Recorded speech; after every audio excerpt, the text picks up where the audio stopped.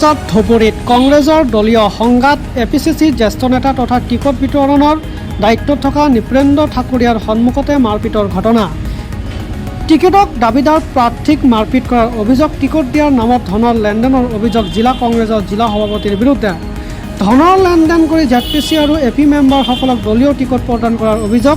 ইপিনে গাছপাৰাত জেডপিচিৰ আশাবাদী প্ৰাৰ্থী ৰাছিদুল ইছলামৰ পৰা নগদ ধনৰ লগতে ফোনপেৰ জৰিয়তে টিকটৰ বাবদত টকা দিয়াৰ অভিযোগ। দলীয় টিকটৰ পৰা বঞ্চিত প্ৰাৰ্থীসকলৰ ক্ষোভ জিলা সভাপতিৰ বিৰুদ্ধে।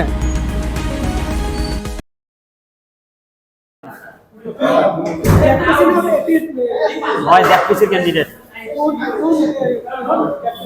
10 নং গাছপাৰা। এইটো দিয়া নাই, হামিদুৰক দিলে। যোৱাকালি মই 1 নম্বৰত আছিলোঁ চিলেকশ্যন কমিটিত।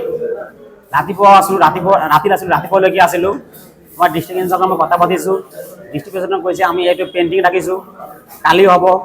আমাৰ ডিষ্ট্ৰিক্ট ইনচাৰ্জক কৈছিলে পেইণ্টিং ৰাখিছোঁ, কালি হ'ব। আজি আমাৰ ডিষ্ট্ৰিক্ট ইনচাৰ্জ নজনাকৈ ডিষ্ট্ৰিক্ট প্ৰেচিডেণ্টে তেখেতক বেলেগজনক অলপ বেছি টকা লৈ দি দিলে। সন্ধান হৈছে মোৰ পৰা 5 লাখ টকা মই ডিষ্ট্ৰিক্ট দিছিলোঁ। প্ৰেচিডেণ্ট জুৱেলক বেদুজামান মই কেয়াৰ দিছোঁ। লাষ্ট ফোনপে'বিলাক মোৰ আছে, 1 বছৰ ধৰি মই দি আছোঁ পইচা। নিদিলে।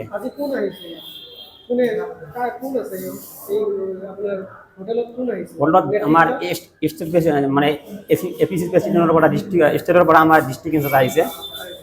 ডিষ্ট্ৰিক্ট ইনচাৰ্জ হৈছে তাৰমানে মোৰ লগৰ বন্ধুজনক কিছুমান মানে ডিষ্ট্ৰিক্ট প্ৰেচিডেণ্টৰ দুৰ্বৃত্তই আহি মাৰপিট কৰিছে। জনাৰ মতে আমাৰ ডিষ্ট্ৰিক্ট প্ৰেচিডেণ্টৰ মানুহ হ'ব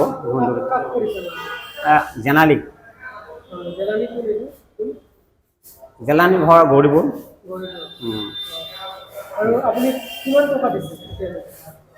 মই 5 লাখ টকা দিছোঁ ডিষ্ট্ৰিক্ট প্ৰেচিডেণ্টক। দি দিলে।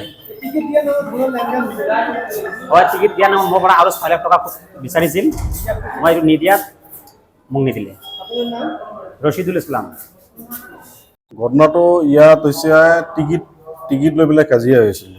টিকিটটো আমিতো যিটো পেণ্ডিং লিষ্ট আছিলে, আমি জনামতে কালি গোটেই দিনটো আছিলোঁ আমি তাত অফিচতে, যে পেণ্ডিং লিষ্ট হৈ গ'ল। পেণ্ডিং লিষ্ট কাৰ হ'ল? এটা আমাৰ হেলিম ভাইৰ হ'ল, মোৰ ভাইয়ে হয়, আৰু ৰচিদুলো মোৰ ভাইয়ে হয়। দুজনৰ পেণ্ডিং লিষ্ট আছিল।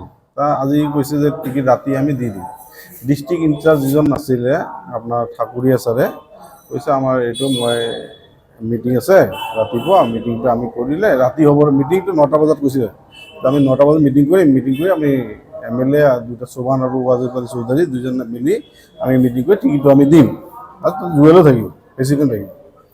তাৰপিছত কি কৰিলে প্ৰেচিডেণ্ট, আমি 9টা 10টা 11টা 12টা 1টালৈকে আমি চালোঁ। ৰাতি চুপ কৰি প্ৰেচিডেণ্ট আৰু এজন মানুহ আহিছিলে, প্ৰেচিডেণ্টে চুপ কৰি আহি ইয়াত কি সময় কি আলোচনা কৰিলে আমি নাজানো ভিতৰত। তাৰপিছত আমি শুনা মতে ইহঁতো ওলাই গুচি গ'ল। তাৰপিছত আমি আহিলোঁ, ছাৰ কি হ'ব? গোটেই ৰাতিটো গৈ আছে, মিটিং হ'ব নকয়। ৰাতিপুৱা 8টা বজাত মিটিং হ'ব।